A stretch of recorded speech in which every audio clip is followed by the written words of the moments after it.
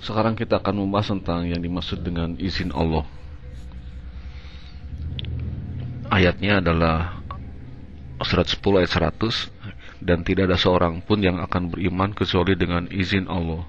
Dan Allah menimpakan kemurkaan kepada orang-orang yang tidak mempergunakan akalnya. Ayat ini yang atas bahwa seseorang itu beriman dengan izin Allah, dan yang bawahnya Allah menimpakan kemurkaan kepada orang-orang yang tidak menggunakan akalnya. Maka pertanyaannya, apakah iman itu dengan izin Allah ataukah karena menggunakan akalnya? Nah, ini kembali seperti adanya kontradiksi, padahal tidak. Mari kita lihat. Kejadian apapun di muka bumi ini tentu atas seizin Allah. Jadi sebenarnya izin itu sangat sederhana pemahamannya. Jadi daun yang jatuh, angin yang bertiup, apapun kejadiannya di muka bumi ini pasti izin Allah. Sebab logikanya, jika bukan seizin Allah, lantas seizin siapa? Nah, kalau pemisalan yang terdahulu bahwa terbitnya sebuah KTP itu atas seizin samad. Lalu kalau tidak seizin samad, seizin siapa lagi? Nah, itu untuk KTP khusus. Tapi kalau untuk kejadian-kejadian di muka bumi, seluruhnya kan hanya Allah. Di sini tidak ada lagi siapapun. Maka jelas bahwa apapun yang terjadi di muka bumi ini pasti izin Allah. Kalau bukan izin Allah, izin siapa? Tidak ada lagi. Jadi sebetulnya hanya sangat sederhana. Nah, ada mekanisme dalam izin ini. Pertama adalah adanya hukum alam yang dilalui. Prosesnya itu dilalui. Lalu untuk terjadinya suatu kejadian itu, setelah Allah mengizinkan itu terjadi, baru terjadi. Jika tidak diizinkan, maka tidak akan terjadi. Nah, pada umumnya izin itu sesuai dengan mekanisme alam. Hanya pada sedikit kasus yang tidak diizinkan. Jadi kalau kita mengikuti prosedur-prosedur yang ada di hukum alam, itu biasanya diizinkan. Misalnya kita hendak mendidihkan air, memanaskan air dengan 100 derajat Celcius dengan tekanan 1 atm, 1 atmosfer.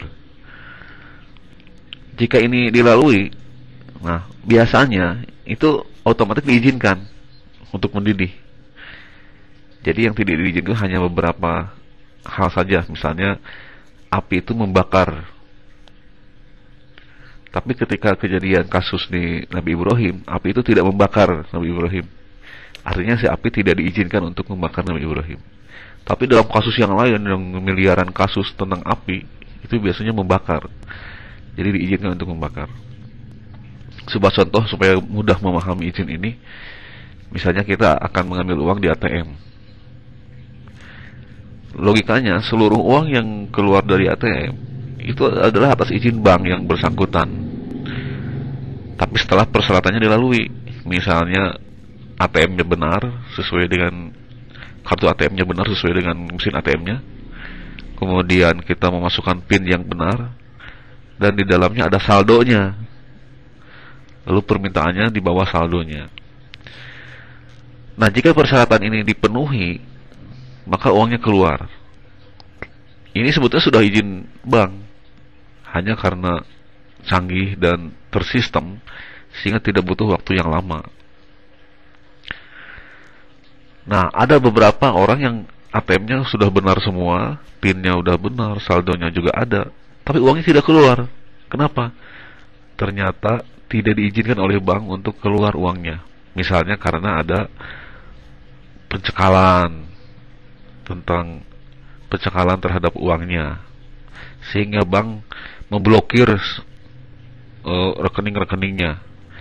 Maka sekalipun persyaratannya udah benar, tapi karena bank memblokir atau dengan kata lain tidak mengizinkan dia mencairkan uang, maka uang itu tidak akan keluar. Berarti yang cair itu adalah mereka yang diizinkan oleh bank untuk cair, dan itu tidak membutuhkan waktu yang lama, hanya beberapa detik saja, karena sudah tersistem dan canggih. Dan itu pun kalau persyaratannya dipenuhi. Nah, demikian juga dengan alam semesta ini.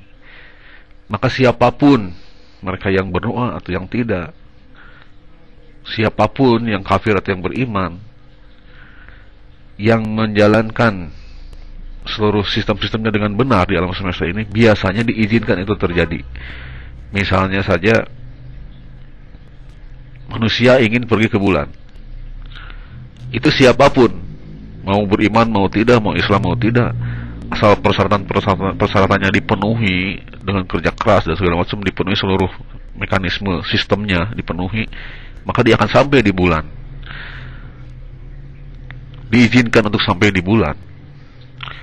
Tetapi seorang yang beriman ingin ke bulan tapi tidak melakukan apapun yang harus dilakukan sebagai bagian dari hukum alam, ya dia sampai kapanpun tidak akan pernah sampai ke bulan. Jadi jangankan izin itu muncul, karena persyaratannya aja tidak dipenuhi. Seperti ATM tadi, sebetulnya bank sudah mengizinkan uang itu untuk keluar dari ATM, silahkan ambil di ATM.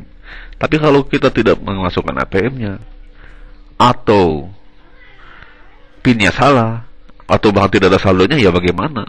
Sekalipun diizinkan, uang tidak akan keluar, karena persyaratan itu tidak dipenuhi. Nah, oleh sebab itu sangat wajar, dan sudah tidak heran lagi kalau kita bisa sering melihat bahwa kenapa orang kafir lebih banyak suksesnya misalnya dalam berbagai hal, karena mereka mengikuti seluruh persyaratan-persyaratan alam yang diikuti, dan itu otomatis diizinkan untuk terjadi.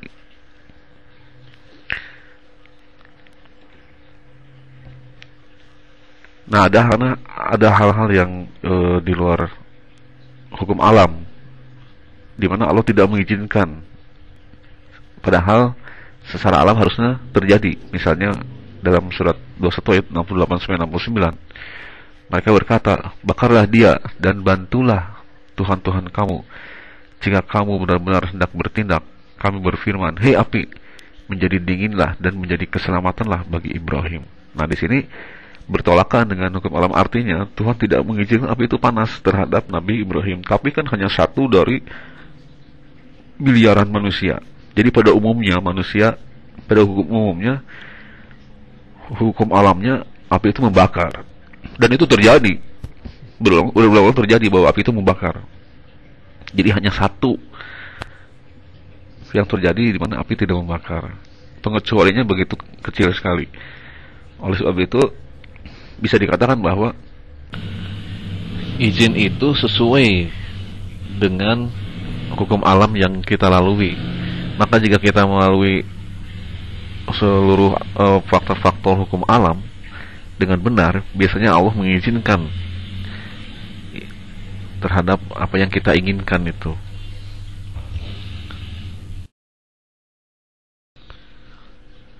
Jadi izin Allah itu sesuai dengan hukum alam yang kita lalui.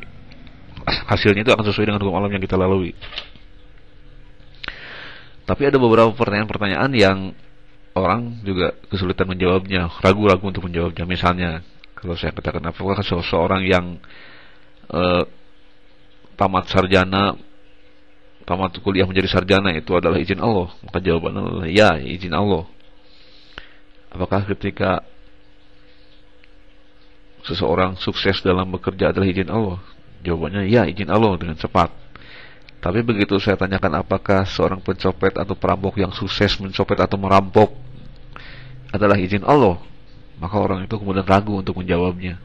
Kenapa ragu? Karena dalam pikirannya, kalau itu sih izin Allah, lalu di mana letak kesalahannya? Toh itu sudah diizinkan oleh Allah. Nah, inilah kesalahan persepsi kita.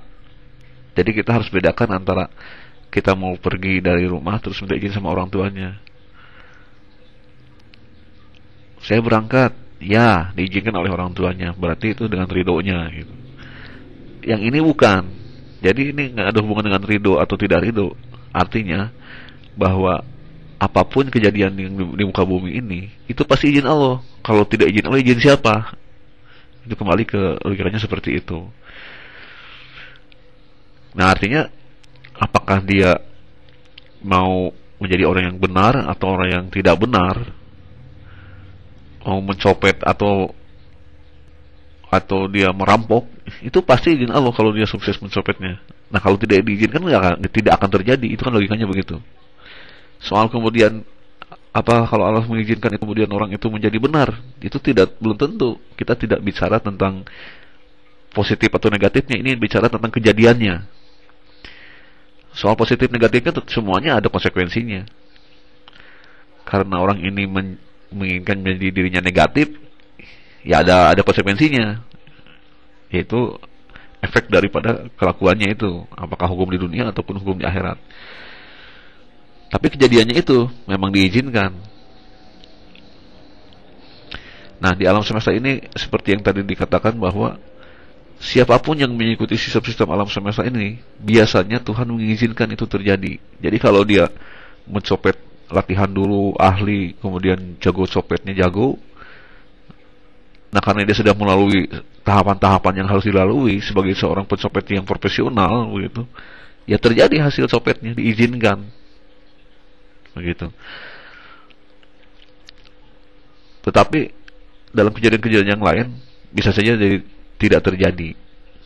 Mungkin karena adanya doa dari orang tuanya, misalnya mendoakan si anak ini supaya menjadi anak yang soleh, sehingga setiap kali dia mau berbuat jahat selalu gagal, dan akhirnya dia bertobat, dan akhirnya dia menjadi orang yang beriman misalnya. Jadi di situ sudah ada intervensi Tuhan di dalamnya. Nah, nanti kita akan membahas tentang intervensi Tuhan itu ada di mana. Tapi yang jelas di sini bahwa izin adalah terhadap kejadian-kejadiannya. Jadi bukan terhadap nilai-nilainya. Itu nilai itu lain lagi, nanti kita akan bahas di bab yang lain. Tetapi kalau kejadiannya itu tentu atas izin Allah, logikanya. Mau negatif, mau positif. Sebab kalau tidak dengan izin Allah, izin siapa lagi? Jadi itu pasti adalah karena izin Allah. Untuk mudahnya misalnya tadi, penerbitan sebuah KTP. Mau KTP-nya benar atau KTP-nya salah, tapi sudah terbit, itu pasti atas izin camat. Nah, kalau bukan atas izin camat, izin siapa lagi? Kan begitu. Jadi apapun kejadiannya di muka bumi ini, itu pasti izin Allah. Nah, kalau bukan izin Allah, izin siapa? Kembali ke situ logikanya. Jadi sederhanalah apa yang disebut dengan izin Allah ini.